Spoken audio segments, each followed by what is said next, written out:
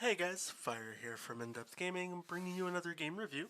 This time we're checking out Crisis Wing. This game is developed by Pie Slice Productions with assistance from East Asia Soft and published by East Asia Soft and released on September 22nd, 2021 for a part price of $7.99. So what is Crisis Wing? It's another shoot 'em up that's came to the console. We've had quite a bit of shoot 'em ups hit the console this year. So what really sets Crisis Wing different from all the rest? In a nutshell, not too much. It's got a couple different game modes that you traditionally see in all the other, Crisis Wings, or sorry, not Crisis Wings, but shoot 'em ups. But the take that this game does is instead of having like traditional standard pickups that you can get, you actually can get pickups that change the color of your ship, which give you different, weapons and modifiers.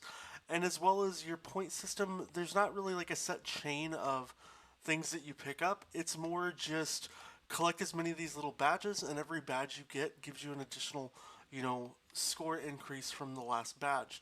There's achievements that are connected to getting certain badges, getting certain scores in different modes, and that's pretty much the gist of what the game is. As you can see, this is one of those color switchers that we have here, which is actually going to change our ship and give us different equipment and gear.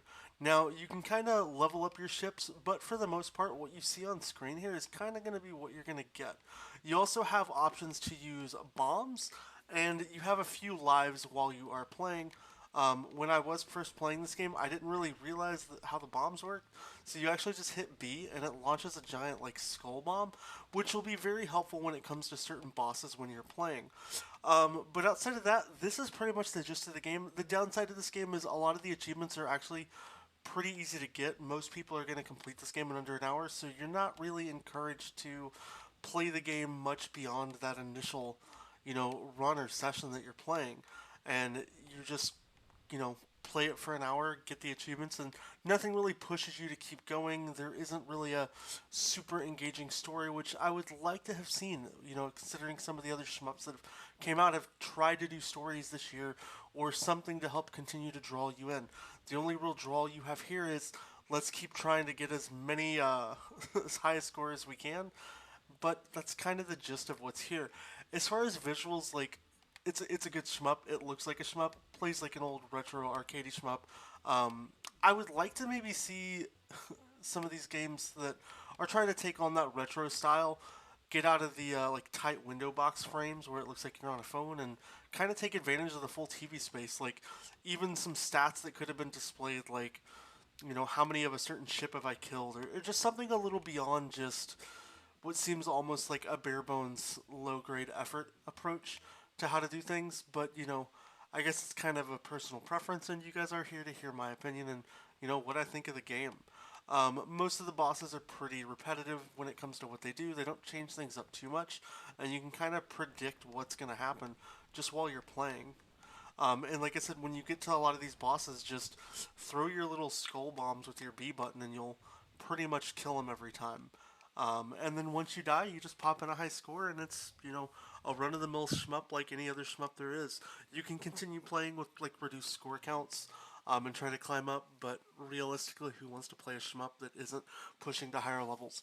You can do a practice mode. Doesn't really make sense to me. There's a time attack mode where you go as far as you can. Hit certain bosses, and then the two-player mode. There is a leaderboard, but unfortunately, I can't compare my leaderboard results with other players in the world. So you're kind of forced to just see how you do against yourself, which would have been nice to be able to see. But yeah, that's kind of the gist of what Crisis Wing is. As far as giving this game a type of rating or review, I'm honestly probably going to give it about a 5 out of 10. It's nowhere near one of my favorite shmups. I like that it comes in at under $10. It's a reasonable price. But I just wish there was more here. Hopefully they'll bring out another shmup sequel from Pie Slice Productions and East Asia Soft, and maybe they'll change my mind on the next title. Overall, though, if you guys have any questions about the game, let us know down in the comments. There are achievement guides from a ton of creators out. I know Achievement Land, Cheetah, and a bunch of them all have guides, so feel free to go check them out. Outside of that, if you guys have any other questions, let us know down in the comments. I hope you have a great day, and please consider subscribing.